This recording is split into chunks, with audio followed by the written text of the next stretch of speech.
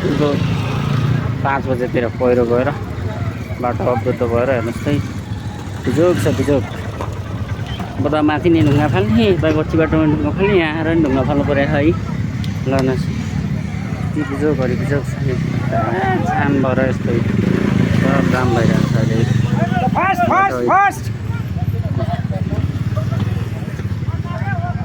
bike हेर्नुहोस् bike उहाँ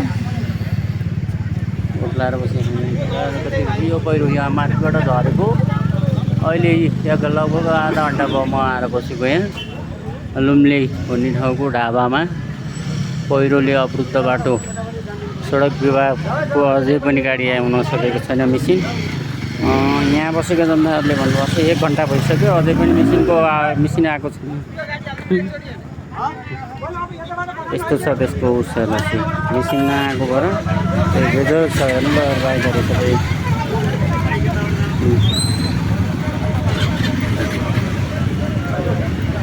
सब जाम भएर